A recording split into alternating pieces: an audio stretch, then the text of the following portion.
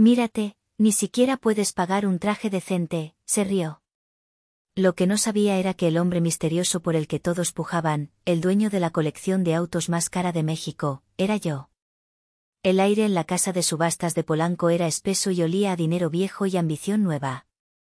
Champaña de burbujas finas circulaba en copas de cristal, sostenidas por manos adornadas con relojes que costaban más que el taller de mi padre.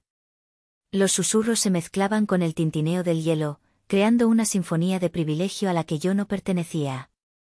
O eso creían todos.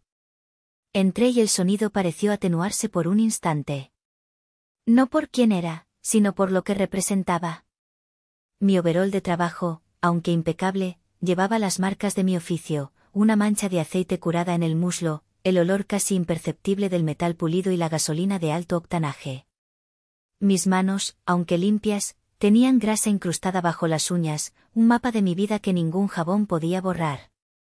Era un fantasma de otro mundo, el mundo real, invadiendo su fantasía de cromo y cuero. Los vi casi de inmediato. Mi madre, Elena, con un vestido de diseñador demasiado ajustado, fingiendo una sonrisa mientras hablaba con un hombre calvo de traje brillante. A su lado, mi hermano, Román. Él era el sol alrededor del cual mi madre siempre había orbitado. Con su traje italiano a la medida y su cabello perfectamente peinado hacia atrás, parecía la encarnación del éxito. Un éxito que, yo sabía, era tan hueco como los tambores de freno oxidados de un auto abandonado. Román me vio. Su sonrisa se amplió, pero no llegó a sus ojos. Dejó a sus potenciales inversores y se acercó a mí, su andar era una actuación de poder y confianza. El olor de su costosa colonia me agredió, un intento químico de enmascarar el hedor a desesperación que yo podía oler a 1 kilómetro de distancia. Se detuvo frente a mí, asegurándose de tener una audiencia. ¿Qué haces aquí, hermanita?, dijo, su voz alta y burlona. ¿Vienes a revisar las tuberías? ¿O a barrer el piso después del evento? Algunos rieron. Mi madre nos miró, su rostro una máscara de vergüenza y desaprobación. Quería que la tierra me tragara, que desapareciera para no manchar su perfecta velada. Mírate, continuó Román, su mirada recorriendo mi overol con un desdén teatral. Ni siquiera puedes pagar un vestido decente para una ocasión como esta. ¿No tienes respeto por la memoria de papá? La mención de mi padre fue como una daga. El taller, su legado, el auto que estaba a punto de ser vendido, todo se hacía en su nombre, pero profanando todo lo que él representaba. Me mantuve en silencio, una lección que aprendí hace mucho tiempo. El silencio era mi escudo. Mi ira era un motor que mantenía guardado, esperando el momento adecuado para encenderlo. Un motor que ellos no sabían que yo había estado construyendo y perfeccionando durante 15 años. Él tomó mi silencio como una victoria. No te preocupes, dijo con una palmada condescendiente en mi hombro. Después de esta noche, cuando cerremos el trato de mi startup, te daré algo de dinero. Para que te compres algo bonito. Es lo menos que un hermano exitoso puede hacer por su peculiar hermanita. Se dio la vuelta y regresó con sus invitados, quienes ahora lo miraban con una mezcla de diversión y admiración por su aparente generosidad. Yo me quedé allí, un pilar de calma en medio de mi propia tormenta. Mi mirada se desvió hacia el escenario. Allí estaba. El Jaguar E-Type de 1968. No era solo un auto. Era la materialización de los domingos por la tarde con mi padre, el olor a soldadura y a café recalentado. Eran las cicatrices en sus nudillos y las mías, ganadas mientras ajustábamos el carburador. Eran sus lecciones sobre paciencia, sobre cómo escuchar el lenguaje secreto de un motor. Era su alma fundida en acero británico. Y ellos lo estaban vendiendo como si fuera un simple objeto, un trampolín para las fantasías de grandeza de mi hermano. Un mesero me ofreció una copa de champaña. La rechacé con un movimiento de cabeza. No necesitaba alcohol. Mi determinación era el intoxicante más potente que existía. Dejé que me miraran. Dejé que susurraran. Dejé que me juzgaran como la mecánica sucia, la hermana fracasada, la hija que no había llegado a nada. Dejé que disfrutaran de su momento de superioridad. Porque yo sabía algo que ellos no. Sabía cómo terminaba la noche. Y no tenía nada que ver con el dinero, ni con un vestido nuevo. Tenía que ver con el verdadero significado del legado. Y estaba a punto de enseñarles una lección que ni toda la champaña del mundo podría ayudarles a olvidar. La subasta estaba por comenzar, y yo, Ximena, la hija invisible, estaba lista para reclamar lo que era mío. Mientras el subastador comenzaba su discurso de bienvenida, mi mente se desconectó del presente y viajó a través de los pasillos de mi propio Museo del Dolor, una galería de recuerdos que había construido mi presente. Cada herida, cada desprecio, era una pieza de exhibición que alimentaba el fuego dentro de mí. La primera sala de mi museo era de un color azul brillante, como la cinta que gané a los 16 años. El Premio Nacional de Mecánica Juvenil. Había pasado 6 meses reconstruyendo el motor de un V8 de bloque pequeño, cada pieza pulida a mano, cada ajuste calibrado a la perfección. Cuando anunciaron mi nombre, el único nombre femenino en toda la competencia, sentí que podía tocar el cielo. Corrí a casa con el trofeo y la cinta azul. Mi padre me abrazó, sus ojos brillando de orgullo. Siempre lo supe, mija, me susurró. Tienes el don. Pero entonces mi madre entró en la cocina. Miró el trofeo de metal sobre la mesa, luego mis manos cubiertas de grasa. Su sonrisa era forzada. Felicidades, Ximena, dijo, su tono tan frío como el cromo. Pero deberías pensar en tu futuro. Esas cosas no son para señoritas. Te arruinarás las manos. Esa noche, escuché cómo le decía a mi padre, ¿qué dirá la gente? Nuestra hija, comportándose como un hombre. El azul brillante de mi victoria comenzó a desvanecerse. Unas semanas después, para el 18º cumpleaños de Román, mis padres le organizaron una gran fiesta.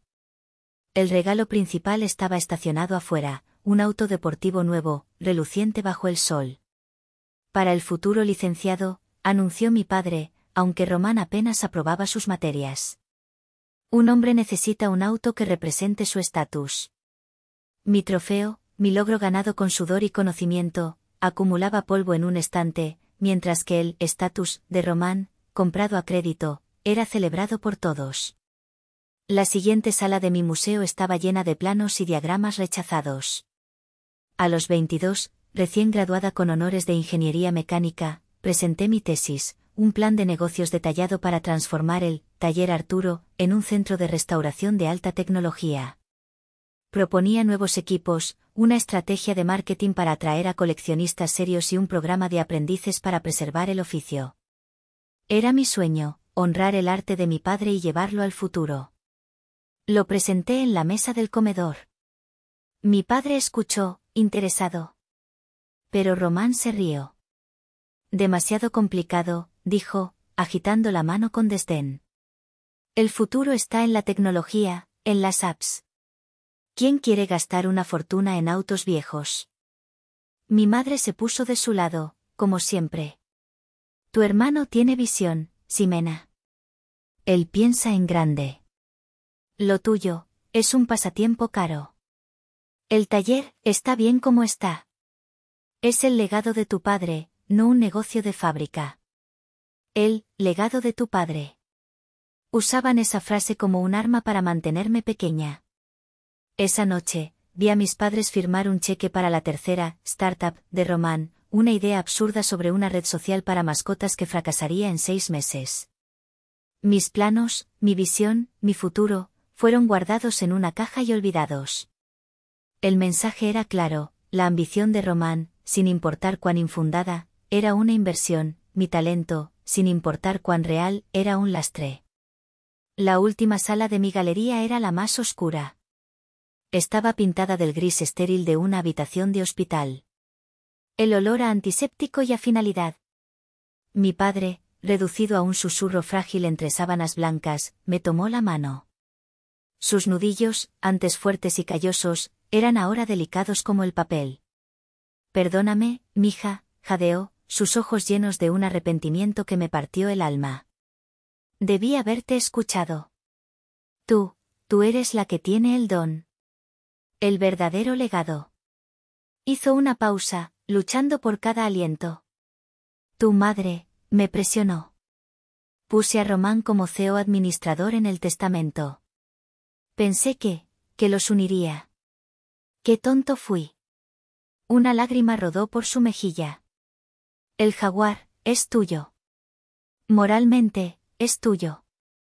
No dejes que te lo quiten. Fueron de las últimas palabras que me dijo. 2 días después, en su funeral, mientras yo me ahogaba en un dolor silencioso, escuché a Román hablar por teléfono en el pasillo. Sí, el viejo finalmente se fue. Ahora podemos liquidar el taller. Hay un terreno valioso ahí. Mi madre estaba a su lado, asintiendo, secándose lágrimas de cocodrilo. Ese día, el dolor en mi corazón se cristalizó en algo duro y afilado como el diamante. Se convirtió en propósito. El Museo del Dolor cerró sus puertas, y en su lugar, comencé a construir mi fortaleza. Una fortaleza de acero, conocimiento y estrategia. Una que ellos nunca verían venir. El sonido del martillo del subastador me trajo de vuelta al presente. La primera pieza, un Porsche clásico, estaba en el escenario. La puja comenzó. Miré a mi hermano. Estaba sonriendo, confiado. Estaba a punto de vender el alma de mi padre. Pero lo que él no sabía era que yo no había venido a detener una venta. Había venido a dar una clase magistral sobre el verdadero valor de las cosas. Y él, junto con mi madre, estaban en primera fila. La confrontación final antes de la tormenta ocurrió 3 semanas antes de la subasta, en la vieja oficina del taller. El lugar olía a historia, una mezcla de aceite de motor, cuero viejo y el tabaco de pipa que mi padre solía fumar. Las paredes estaban cubiertas de herramientas colgadas en siluetas dibujadas a mano, cada una en su lugar exacto. Era un santuario. Y ellos estaban a punto de profanarlo. Llegaron juntos, mi madre y Román, como un frente unido de decepción. Román llevaba un portafolio de cuero que chocaba con el entorno. Mi madre ni siquiera podía mirarme a los ojos, su mirada se posaba en las grietas del suelo de hormigón, en las fotos descoloridas de autos premiados en la pared, en cualquier lugar excepto en su hija.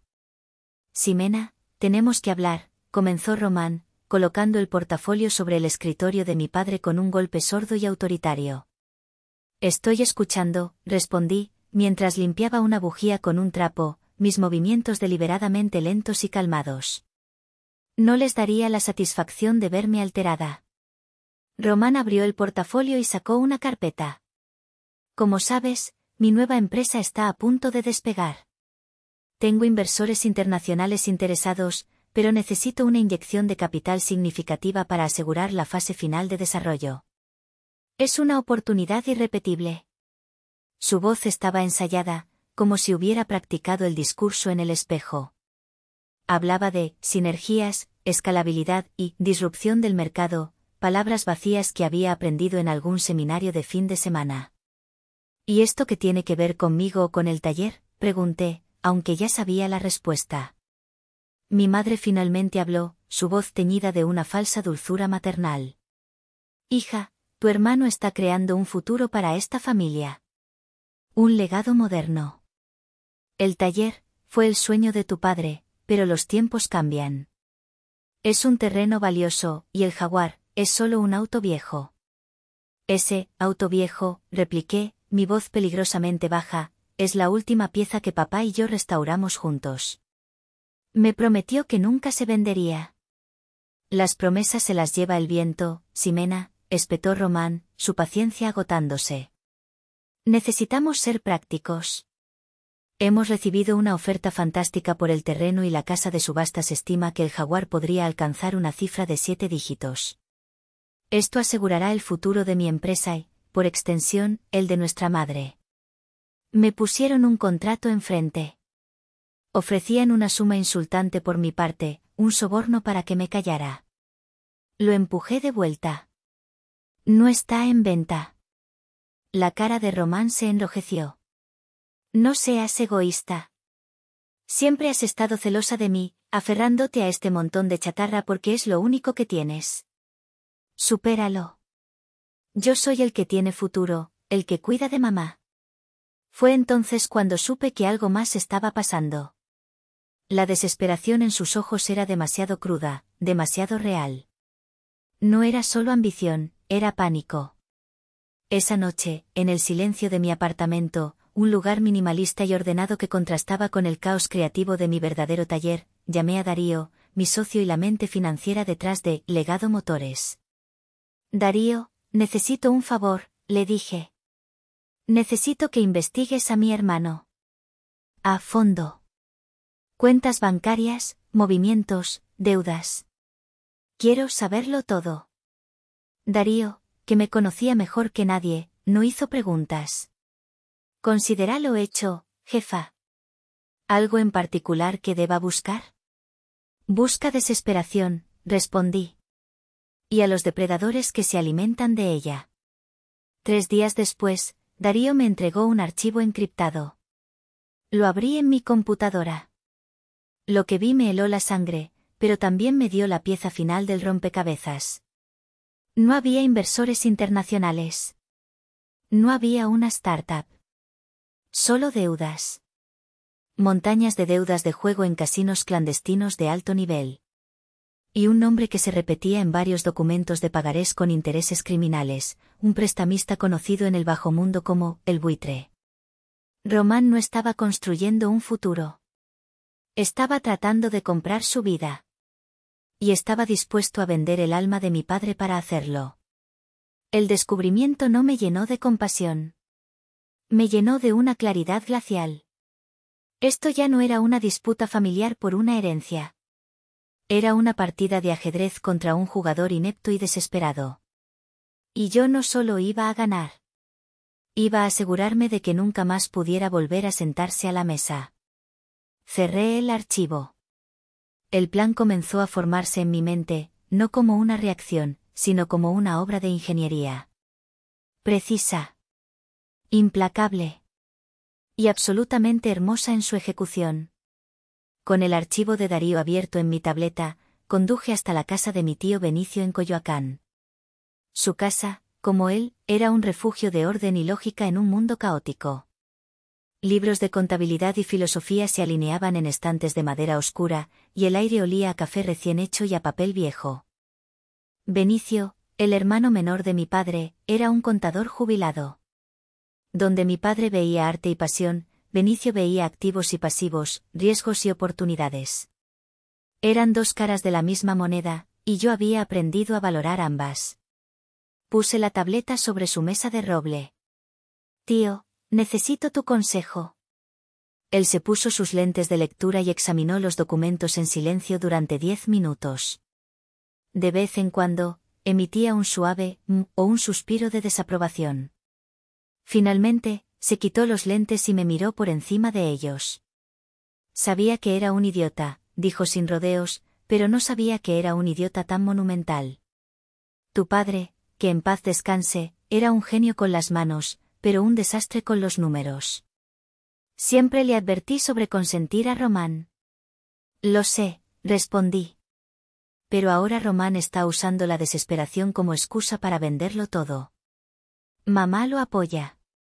Creen que es para una inversión. Mi tío se recargó en su sillón. El problema, Ximena, es que tu padre, en su bondad, les dio el poder legal para hacerlo. Tu madre como heredera y Román como CEO administrador. Podrías luchar en los tribunales, pero sería largo, costoso y sucio. No quiero luchar, dije, y por primera vez, mi tío vio la chispa de acero en mis ojos. Quiero ganar. Una lenta sonrisa se extendió por el rostro de Benicio. ¿Y qué tienes en mente, pequeña estratega? Fue entonces cuando le revelé todo. No solo el plan que estaba comenzando a formarse, sino el secreto que había guardado durante 15 años. Le hablé de Legado Motores. Le conté cómo, después de que rechazaran mi plan de negocios, había acudido a él. Hicimos un viaje rápido al pasado. Un flashback a mis 23 años, sentada en esta misma mesa, con los ojos rojos de llorar. Él no me dio consuelo vacío. Me dio un desafío. Tu padre es un artista, no un empresario, me había dicho ese día. Y tu hermano es un farsante. Si quieres honrar el legado de tu padre, no repitas sus errores. Aprende el juego. Las finanzas, los contratos, la estrategia. Te enseñaré. Pero tienes que estar dispuesta a trabajar el doble que ellos, en silencio. Y lo hice. Durante años, mientras trabajaba de día en el taller familiar, por las noches estudiaba contabilidad y derecho mercantil con mi tío. Él fue quien me ayudó a redactar el plan de negocios para Legado Motores, quien CEO firmó el préstamo para mi primer garaje, no como un regalo, sino como una inversión calculada. Él era mi mentor silencioso.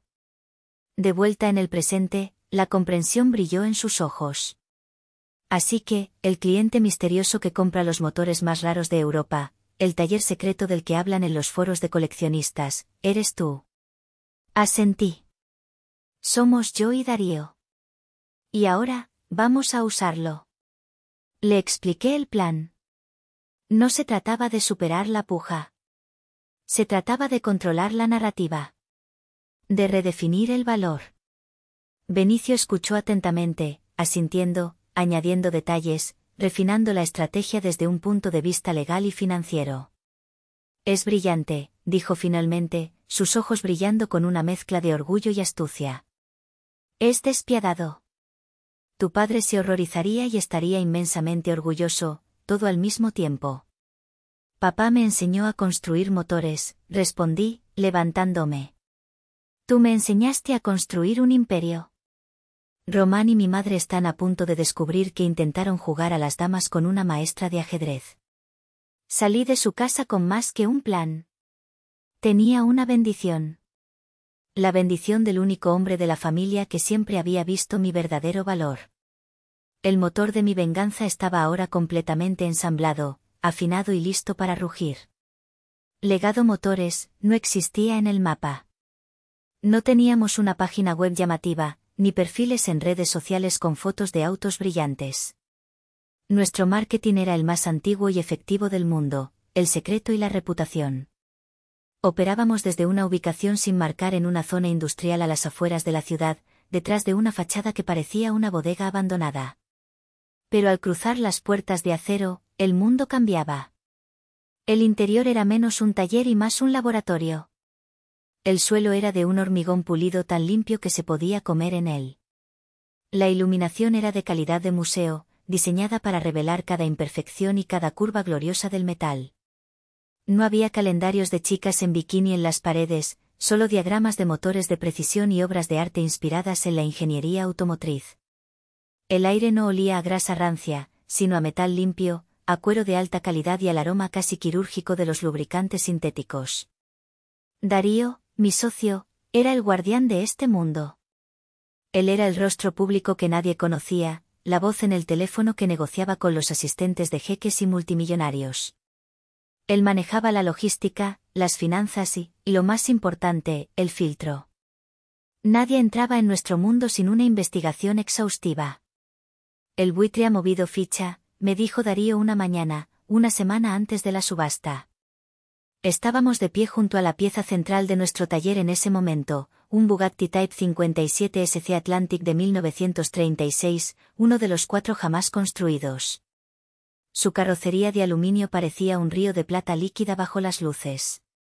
Yo estaba en proceso de reconstruir su compresor original, una tarea que requería la precisión de un cirujano y la paciencia de un santo. ¿Qué sabes?, pregunté, sin apartar la vista de un diminuto rodamiento que sostenía con unas pinzas. Ha presionado a Román.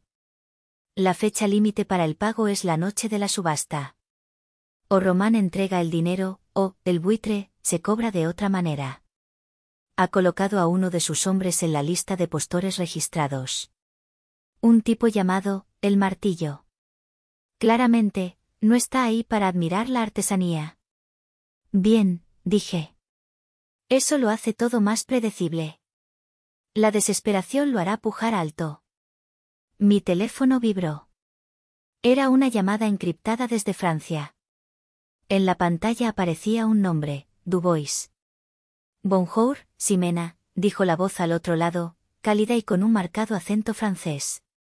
Era el señor Jean-Pierre Dubois, un coleccionista tan legendario como solitario. Era nuestro cliente más importante y un purista de corazón. Jean-Pierre, respondí, cambiando al francés. ¿Cómo está el clima en la Provenza? Soleado, como mi humor después de leer tu correo electrónico. Tu plan es poético. Una estocada directa al corazón de los especuladores que están arruinando nuestro pasatiempo. Me alegra que lo apruebes, dije. Necesitaré que tu participación sea convincente. Tienes que parecer que deseas ese auto más que nada en el mundo. Hubo una risa seca al otro lado.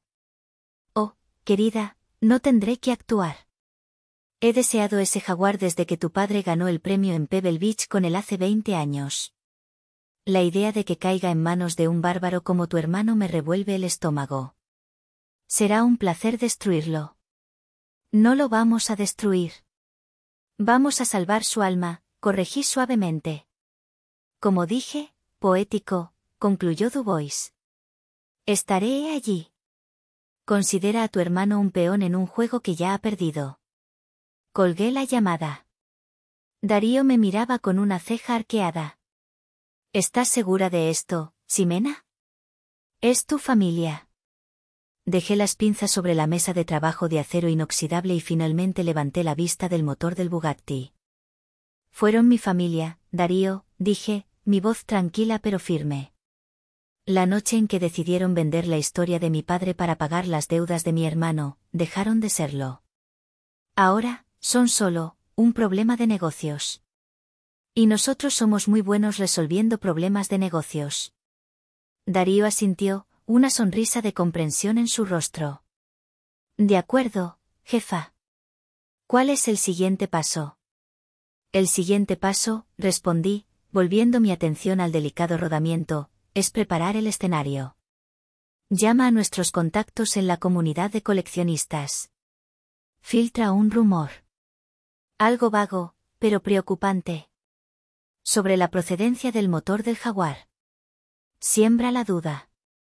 Cuando llegue la noche de la subasta, quiero que la tierra bajo los pies de mi hermano ya esté temblando. Mientras Darío se alejaba para hacer las llamadas, yo volví a mi trabajo. Cada pieza del compresor que ensamblaba era un paso más en mi propio plan. Ellos pensaban que yo estaba en mi pequeño taller, sucia y olvidada. La verdad era que yo estaba en el centro de una red global de poder y pasión, moviendo piezas en un tablero que ellos ni siquiera sabían que existía. El rugido del Bugatti cuando lo terminara sería un trueno silencioso comparado con la tormenta que estaba a punto de desatar. Los días previos a la subasta fueron una clase magistral de guerra psicológica. Mientras Román corría por la ciudad, sudando en su traje caro y asegurando a su acreedor que el dinero estaba garantizado, yo estaba en la sombra, minando el terreno bajo sus pies. El primer movimiento fue el rumor. Darío, con su discreción habitual, hizo un par de llamadas a los blogueros de autos clásicos más influyentes y a un par de intermediarios bien conectados. No dijo nada definitivo, solo plantó una semilla. ¿Has oído algo sobre el E-Type de Arturo? Hay una historia extraña sobre el motor. Probablemente nada, pero... En el exclusivo y paranoico mundo de los coleccionistas de autos de primer nivel, probablemente nada, es una sentencia de muerte. La duda se extendió como una mancha de aceite. Para cuando llegó el día de la subasta, la procedencia del Jaguar ya no era una certeza, era un tema de debate susurrante en los círculos más importantes. Esto no afectaría a los postores menos informados, como el hombre de El Buitre, pero haría que los coleccionistas serios fueran cautelosos. Exactamente lo que quería. El segundo movimiento fue contactar al señor Dubois. Le envié un archivo encriptado con todos los detalles de mi investigación sobre Román, incluyendo el nombre de El Buitre y su representante, el Martillo. Quiero que sepas con quién estás tratando en esa sala, Jean-Pierre, le escribí. El hombre que pujará contra ti no es un amante de los autos. Es un matón. Estará desesperado. La respuesta de Dubois fue inmediata. Excelente. Nada me da más placer que hacer sudar a un filisteo. El tercer y último movimiento fue el más personal. Fui al taller familiar una última vez, la noche antes de la subasta. Estaba vacío y silencioso. El espacio donde el Jaguar había estado durante 30 años era ahora un rectángulo de hormigón limpio, un hueco en el corazón del lugar. Caminé hacia el viejo banco de trabajo de mi padre. Abrí el cajón inferior, el que siempre se atascaba. Dentro, debajo de un montón de manuales de reparación descoloridos, estaba lo que buscaba, una delgada carpeta de cuero. Dentro estaba el certificado de autenticidad de Arturo. No era un documento oficial del fabricante, era algo que mi padre había creado él mismo. Contenía docenas de fotos de cada etapa de la restauración del Jaguar, notas escritas a mano, facturas de piezas y, lo más importante, una declaración jurada ante notario con los números de serie de cada componente principal, chasis, transmisión y, por supuesto, el motor. Y junto a la carpeta, había una carta sellada con mi nombre. La abrí bajo la única luz del taller. Mi querida Ximena. Si estás leyendo esto, es porque estoy a punto de irme o ya me he ido. Y es probable que estés enfrentando una batalla por mi legado. Perdóname por no haber sido más fuerte, por no haberte protegido de la ambición de tu hermano y la ceguera de tu madre. Pero un padre siempre encuentra la manera de cuidar a sus hijos, incluso desde la distancia. Y tú, mi brillante ingeniera, eres la única que entenderá el verdadero valor de lo que he hecho. El Jaguar. Nuestra obra maestra. Durante la restauración, tomé una decisión. El motor original, esa joya de 6 cilindros, tenía una fisura casi invisible en el bloque. Pude haberla reparado, pero no habría sido perfecto. Y yo solo creo en la perfección. Encontré otro bloque idéntico de la misma época y lo reconstruí a la perfección. El auto funciona como un sueño. Es, en todos los sentidos, un restomod perfecto, un clásico con mejoras modernas e invisibles. Pero en el mundo de los coleccionistas puristas, un auto sin sus números de serie coincidentes, pierde su estatus casi divino. Ya no es una reliquia, es una magnífica copia. ¿Por qué hice esto? Porque sabía que Román, un día, intentaría venderlo. Y solo le interesaría el dinero. Pero a ti te interesa el alma. Y el alma de ese auto, el motor original con su número de serie 2R1348, no está en el auto. Lo empaqué y se lo envié a un viejo amigo, un hombre que entiende el verdadero valor de las cosas, el señor Dubois en Francia. Está a salvo, esperándote.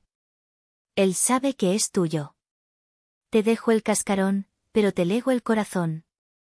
Es lo único que un hombre como yo puede dejar. Usa este conocimiento con sabiduría. Con todo mi amor, papá. Las lágrimas corrieron por mis mejillas. No eran lágrimas de tristeza, sino de una abrumadora sensación de amor y conexión. Mi padre no había sido débil. Había sido un estratega. Había jugado una partida a largo plazo, y me había dejado la jugada ganadora. Guardé la carta y la carpeta en mi bolso. Apagué la luz del taller, dejando el espacio vacío en la oscuridad. El campo de batalla estaba preparado. Mis piezas estaban en su lugar. Y yo tenía el arma secreta, forjada por el amor de un padre, lista para ser disparada en el corazón de la codicia de mi familia. La atmósfera en la sala de subastas había cambiado. La cortesía inicial había dado paso a una tensión palpable, como el aire antes de una tormenta eléctrica. Los lotes preliminares, otros autos clásicos de menor calibre, se habían vendido rápidamente, meros aperitivos antes del plato principal. Yo permanecía en mi rincón, observando. Vía, el martillo, el hombre de El Buitre. Era fácil de detectar, un hombre corpulento con un traje que le quedaba pequeño en los hombros y una cicatriz blanca que le cruzaba una ceja. No miraba los autos con admiración, los miraba como un carnicero mira un trozo de carne. Su único interés era el precio. Vi al señor Dubois hacer su entrada. Era exactamente como lo había imaginado, alto, delgado, con un traje de lino impecable y un aire de autoridad tranquila. No saludó a nadie, simplemente tomó asiento en la primera fila, su rostro impasible. Un murmullo recorrió la sala. La presencia de Dubois elevaba el estatus del evento y, por extensión, del jaguar. Y vi a mi familia. Román estaba sudando, a pesar del aire acondicionado. Se pasaba constantemente la mano por el cabello, revisaba su teléfono cada 10 segundos. Elena, a su lado, intentaba mantener la compostura, pero su abanico se movía con una rapidez febril. Estaban actuando como aficionados en una mesa de póker de altas apuestas, revelando su mano desesperada a cualquiera que supiera leer las señales. Finalmente, el momento llegó. Las luces de la sala se atenuaron, y un único foco iluminó el centro del escenario giratorio. Y allí, girando lentamente, apareció el Jaguar E-Type. Incluso con todo lo que estaba en juego, no pude evitar sentir un nudo en la garganta. Era, simplemente, el auto más hermoso que jamás se había construido. Su pintura, un profundo British Racing Green, parecía contener la luz en su interior. Cada línea, cada curva, era una obra de arte que mi padre y yo habíamos honrado con miles de horas de trabajo. El subastador, un hombre de voz melosa y sonrisa profesional, comenzó su discurso. Damas y caballeros, la joya de la corona de la colección Arturo. Un Jaguar E-Type Serie 1 de 1968. Una restauración de concurso, una leyenda sobre ruedas. Empezaremos la puja en $500.000. La sala contuvo el aliento. Román sonrió, una sonrisa tensa y sudorosa. 500.000 del caballero en la tercera fila, cantó el subastador. 600.000, gritó alguien desde el fondo. La guerra comenzó. Las pujas subían en incrementos de $50.000. Román observaba el marcador electrónico como si su vida dependiera de ello. En cierto modo, así era. Vía, el martillo, levantar su paleta por primera vez en $1.000.000. Su movimiento fue brusco, sin delicadeza. Era una declaración. La sala se calmó un poco. Los postores aficionados se retiraron. Ahora el juego era entre los pesos pesados. Un coleccionista de Texas compitió con él hasta $1.200.000. Luego se retiró con una sacudida de cabeza. $1.200.000, ¿quién da más?, preguntó el subastador, su voz resonando en el silencio. Fue entonces cuando Dubois levantó su paleta por primera vez. Ni siquiera dijo una cifra. Solo un movimiento elegante de su muñeca. $1.500.000, exclamó el subastador, su voz ahora cargada de emoción. El señor Dubois entra en la contienda. Román casi se desmaya de alegría. Le susurró algo a mi madre, quien se abanicaba con furia, una sonrisa de puro alivio en su rostro. Creían que habían enganchado al pez gordo. El martillo, respondió al instante, 1.600.000. Dubois, sin pestañear, 2 millones. Saltó casi $500.000. Un jadeo colectivo recorrió la sala. Era un movimiento de poder, diseñado para intimidar. Pero, el martillo, no era un coleccionista, era un soldado con órdenes. 2.100.000, gruñó. La batalla se convirtió en un duelo personal entre los dos. Dubois, con su calma aristocrática, y el martillo, con su agresividad de matón. 200. 300. 500. El marcador electrónico subía vertiginosamente. Román ya no sonreía. Miraba, hipnotizado, con los ojos desorbitados. La cifra ya superaba sus sueños más salvajes. El dinero no solo pagaría su deuda, lo haría rico. Finalmente, en $2.800.000, el martillo pareció dudar. Miró su teléfono, probablemente recibiendo nuevas órdenes. Dubois sintió la debilidad. Se puso de pie lentamente, un gesto que atrajo la atención de todos. Y con una voz clara y tranquila, dijo, $3 millones. Era una cifra rotunda. Definitiva. La sala quedó en un silencio absoluto. El subastador miró a el martillo. Señor, la puja es de $3 millones. El martillo miró a Dubois, luego a Román, y finalmente, asintió con furia. Estaba fuera. $3 millones. A la 1, a las 2, cantó el subastador, su martillo en alto. Este era el momento que todos esperaban. La victoria de Dubois. La salvación de Román. La culminación de mi humillación. Pero mientras el martillo comenzaba a descender, yo di un paso fuera de las sombras. El juego apenas comenzaba. Justo cuando el martillo del subastador comenzaba su arco descendente, un movimiento sutil ocurrió en la primera fila. El señor Dubois, el hombre que acababa de ofrecer $3 millones, bajó lentamente su paleta y sacudió la cabeza con una delicadeza casi imperceptible. El subastador se detuvo, confundido. ¿Señor Dubois? ¿Retira su puja? Dubois no respondió. Simplemente se encogió de hombros, un gesto galo de indiferencia que heló el ambiente. Se recargó en su asiento, como si el jaguar ya no le interesara en lo más mínimo. El silencio en la sala era ensordecedor. La cara de Román pasó del éxtasis a la confusión y luego al pánico puro en menos de 3 segundos. ¿Qué está pasando?, le siseó a mi madre. El subastador, un profesional experimentado, intentó salvar la situación. Un pequeño momento de drama, damas y caballeros, dijo con una risa nerviosa. La puja sigue siendo de $2.800.000, del caballero con la cicatriz. Se volvió hacia el martillo.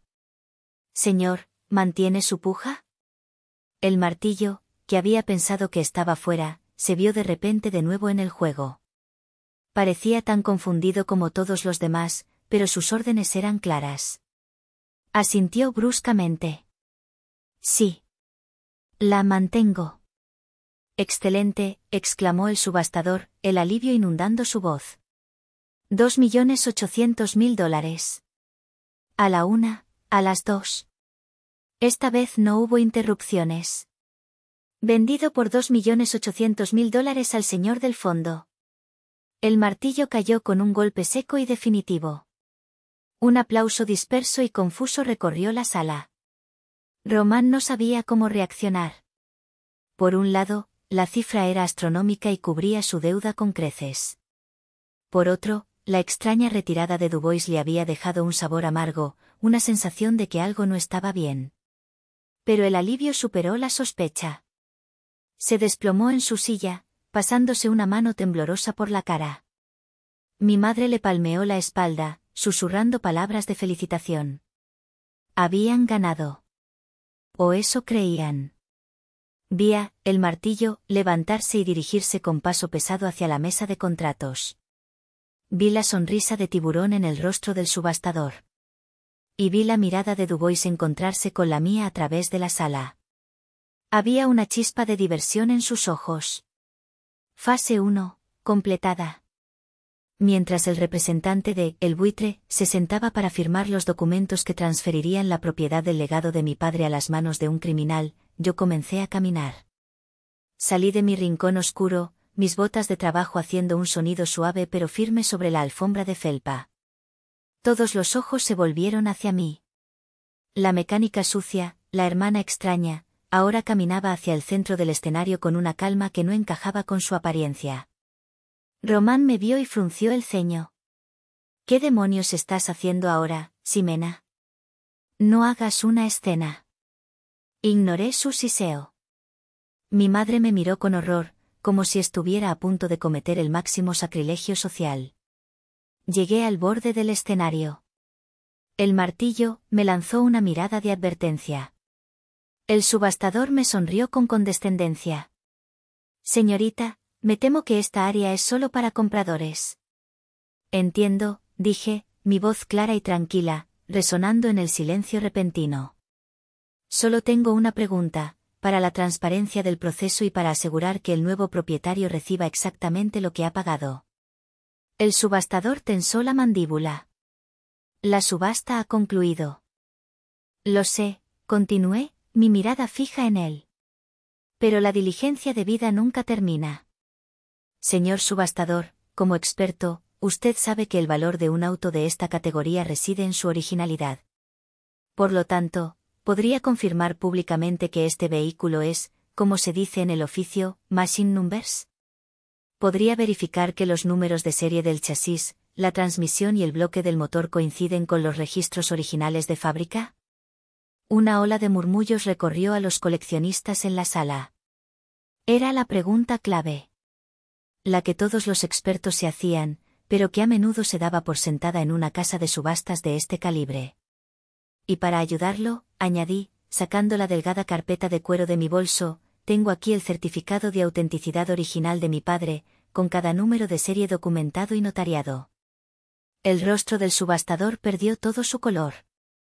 La sonrisa de Román se congeló. El bolígrafo en la mano de El Martillo se detuvo a medio camino de la firma. El juego había cambiado. Ya no se trataba de dinero. Se trataba de la verdad. Y yo tenía el mazo en mi mano. El subastador tomó la carpeta de mis manos con una renuencia visible. Sus dedos, acostumbrados a manejar millones, temblaron ligeramente al tocar el cuero desgastado.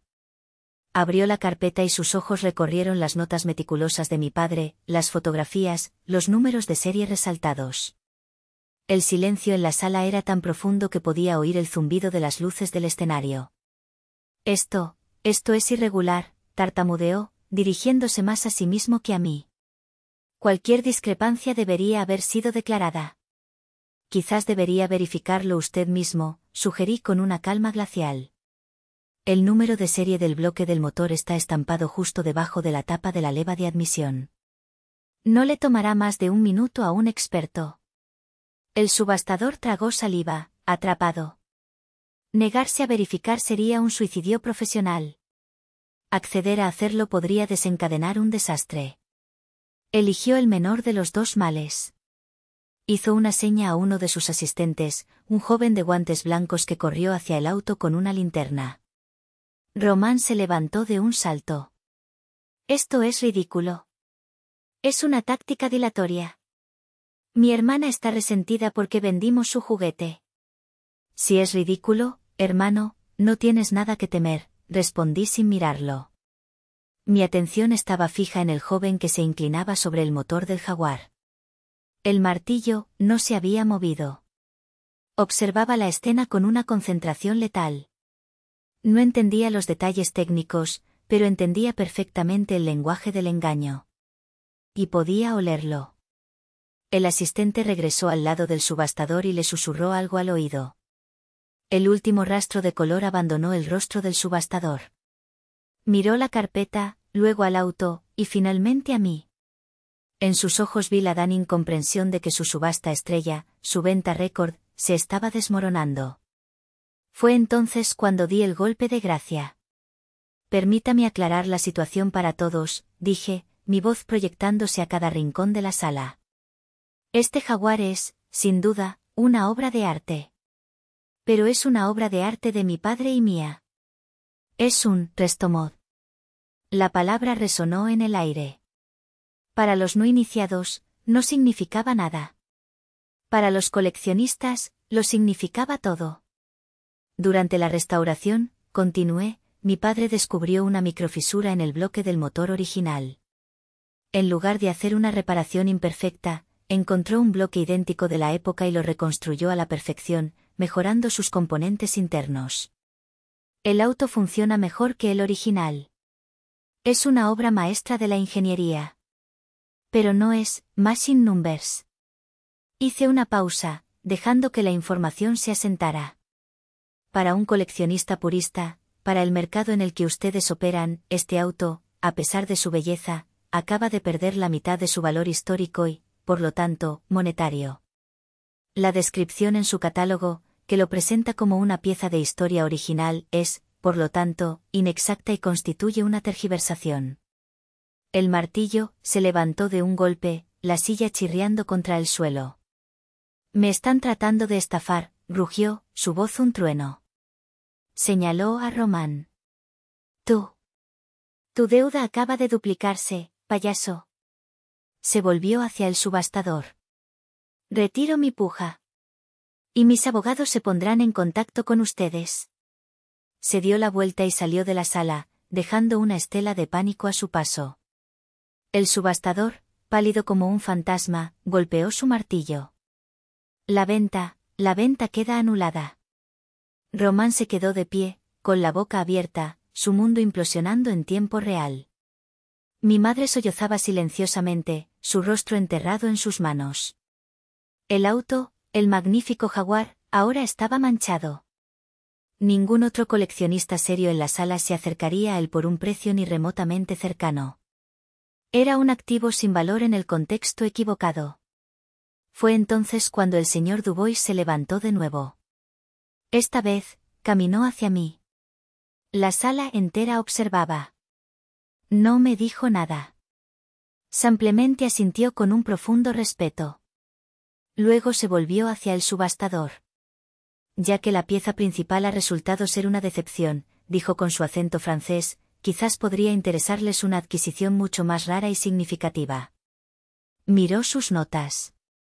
Me gustaría anunciar que mi cliente, Legado Motores, se complace en haber adquirido recientemente, de mi colección privada, el bloque del motor original, totalmente autentificado y con número de serie 2R1348, correspondiente a este chasis. Hizo un gesto hacia el auto en el escenario. Así que, como ven, concluyó, ahora mirándome directamente, mi cliente nunca estuvo interesado en comprar el auto esta noche. Ella ya poseía su alma. El jaque mate. No con dinero, sino con la verdad. Había dejado a mi familia con una hermosa y costosa carrocería vacía, mientras que la verdadera herencia de mi padre, su corazón de metal y aceite, ahora estaba, oficialmente, en mis manos. La sala estalló en un caos de susurros y llamadas telefónicas. Y en medio de todo, yo permanecí inmóvil. Había ganado. El caos que siguió fue una mezcla de tragedia y farsa. El subastador y su equipo corrían de un lado a otro, tratando de controlar el daño a su reputación. Los coleccionistas se agrupaban, discutiendo en voz baja, lanzándome miradas que eran una mezcla de conmoción, respeto y un poco de miedo. Yo me había convertido, en el lapso de 10 minutos, de una curiosidad a una leyenda. Mi familia, sin embargo, se había convertido en una ruina. Román se había desplomado en su silla, su rostro era una máscara gris de terror. Murmuraba el nombre de El Buitre una y otra vez, como un mantra de desesperación. Mi madre, Elena, había dejado de llorar. Ahora estaba sentada, rígida como una estatua, mirando al vacío. La realidad de lo que había sucedido, la magnitud de su error y la brillantez calculada de mi plan, la habían dejado en shock.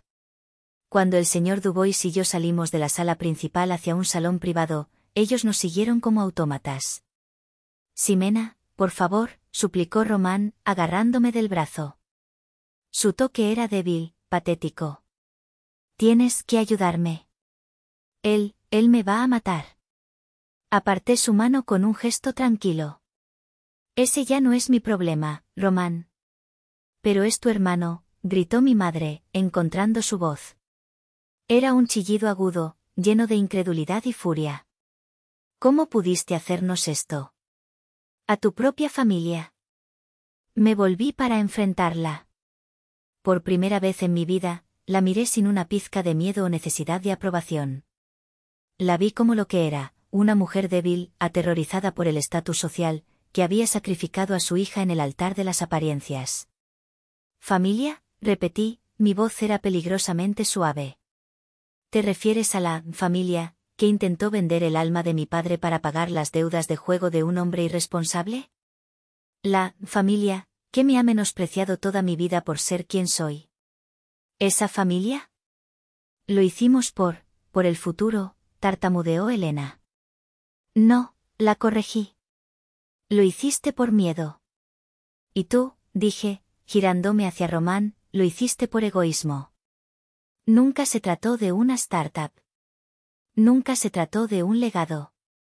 Siempre se trató de ti. De tus mentiras, tus fracasos, y tu incapacidad para asumir la responsabilidad. Román se encogió. Pero el dinero, todavía tienes dinero. Legado Motores, podrías pagarlo. Fue entonces cuando entendí que no había aprendido nada. Incluso en su momento más bajo, su primer instinto era buscar un rescate, no la redención.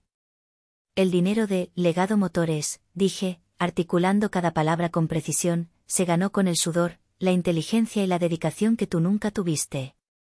Se ganó en las noches que pasé estudiando mientras tú estabas de fiesta. Se ganó en las horas que pasé con las manos cubiertas de grasa mientras tú te pulías las uñas. Ese dinero no tocará tu deuda ni con un poste de 10 metros. Saqué una tarjeta de presentación de mi bolsillo. No era de Legado Motores, era de una firma de abogados. Se la entregué a mi madre. Esta es la tarjeta del nuevo propietario del terreno donde se encuentra el taller Arturo, le informé. Mi compañía lo compró la semana pasada como parte de una expansión. Tienen 30 días para desalojar las instalaciones. Todas las herramientas y equipos personales de mi padre serán trasladados a un lugar seguro bajo mi custodia. Ustedes pueden quedarse con los calendarios viejos y el polvo. La mandíbula de Elena cayó. Esta era la última humillación, la pérdida final de control. Ximena, no puedes, comenzó a decir. Ya lo hice, la interrumpí. El legado de papá era sobre la pasión, la integridad y la creación de belleza con las propias manos. Ustedes intentaron convertirlo en un cheque. Yo lo voy a proteger. Ahora, si me disculpan, el señor Dubois y yo tenemos que discutir la construcción de un museo. Me di la vuelta y me alejé, con Dubois a mi lado. No miré hacia atrás. Sabía lo que vería, 2 ídolos caídos, rotos en el suelo de mármol de sus propias malas decisiones. No sentí alegría. No sentí triunfo. Solo sentí el peso frío y satisfactorio de la justicia. Y la ligereza de ser, por fin, libre de ellos. El motor de mi pasado finalmente se había apagado, y el camino hacia mi futuro estaba, por primera vez, completamente despejado. 6 meses después, el aire en el viejo terreno del taller ya no olía a aceite estancado, sino a concreto fresco y a la promesa de un nuevo comienzo. Donde una vez estuvo el edificio decrépito, ahora se alzaba la estructura de acero de lo que sería el Centro de Excelencia Arturo. El diseño era una mezcla de lo antiguo y lo nuevo. La fachada original del taller se estaba restaurando meticulosamente, pero detrás de ella, se desplegaba un edificio moderno de vidrio y acero, con laboratorios de restauración de última generación, aulas de diseño y un pequeño museo. Me paré en medio de la construcción, con los planos en la mano, cuando mi teléfono sonó. Era mi tío Benicio. Hola, campeona, dijo, su voz cálida como siempre. ¿Interrumpo algo? Solo estoy viendo cómo nuestros sueños toman forma, tío, respondí, sonriendo. Tengo noticias. No sé si quieres oírlas. Dispara. Tu madre llamó. De nuevo. Parece que finalmente vendió su casa en Las Lomas. Está viviendo en un departamento mucho más modesto. Dice que está aprendiendo a cocinar. Hubo una pausa. Y sobre Román, los rumores son que huyó a Panamá. Parece que, el buitre, no se tomó muy bien lo de la subasta. Román desapareció del mapa. Asentí, aunque él no podía verme. Gracias por decirme, tío. Espero que mamá esté bien. ¿Y tú, Ximena? ¿Tú estás bien?, preguntó, su tono ahora serio. Miré a mi alrededor. Vi a un grupo de jóvenes aprendices, chicos y chicas, escuchando atentamente a uno de mis ingenieros jefes. Vi el espacio designado para la galería principal, donde el motor original del Jaguar de mi padre sería la pieza central. Y vi el sol brillando sobre el letrero recién instalado, Centro de Excelencia Arturo, becas para jóvenes talentos. Estoy mejor que bien, tío, respondí con una certeza que me llenó el pecho. Estoy construyendo algo. Colgué el teléfono justo cuando un auto negro y elegante se detenía. El señor Dubois bajó, vestido con su habitual estilo impecable. Ximena, querida, dijo, besando mi mejilla. Esto es magnífico. Tu padre estaría increíblemente orgulloso. Él quería preservar el oficio, dije. Y eso es lo que estamos haciendo. Especialmente para las chicas jóvenes que siempre han escuchado que esto no es para señoritas. Dubois sonrió. La mejor venganza no es el fuego, sino construir algo en las cenizas que tus enemigos dejaron atrás. Y tú, querida, has construido una catedral. Caminamos por la obra, discutiendo los últimos detalles del museo. Hablamos de la iluminación, de la seguridad para las piezas, de la placa que acompañaría al motor de mi padre. Esa noche, de vuelta en mi apartamento, abrí una caja de madera que había estado en mi armario. Dentro, estaba el trofeo de mi premio juvenil y la cinta azul descolorida. Junto a ellos, la carta de mi padre. La leí de nuevo. Usa este conocimiento con sabiduría. ¿Lo había hecho? Había destruido a mi familia para salvar un legado. Había sido despiadada para proteger algo hermoso. Las líneas morales eran borrosas, manchadas de grasa y lágrimas. Mi teléfono vibró. Un número desconocido. Contesté. «¿Ximena?», susurró una voz frágil. Era mi madre. Me quedé en silencio. Solo quería decir que vi las noticias sobre tu centro. Sobre las becas. Es algo bueno lo que estás haciendo, hija. Tu padre. Su voz se quebró. Él estaría muy orgulloso. Lo sé, respondí, mi propia voz apenas un susurro. Hubo un largo silencio. Podía oír su respiración temblorosa al otro lado. Lo siento, Ximena. Por todo. Lo siento. No supe qué decir. Las palabras, te perdono, no salieron de mis labios. Eran demasiado pesadas, demasiado complicadas. Cerré los ojos y me imaginé en el taller, años atrás, con el olor a café y el sonido de la radio de mi padre. Pensé en sus manos guiando las mías, enseñándome la diferencia entre un tornillo demasiado apretado y uno perfecto. Cada día, construyo el futuro que mi padre merecía. Un futuro de creación, no de destrucción. Mi madre llama a veces, pidiendo perdón. Aún no le he respondido. Hice lo correcto al proteger un legado de la única manera posible, incluso si eso significaba destruir a mi propia familia. ¿Ustedes qué harían?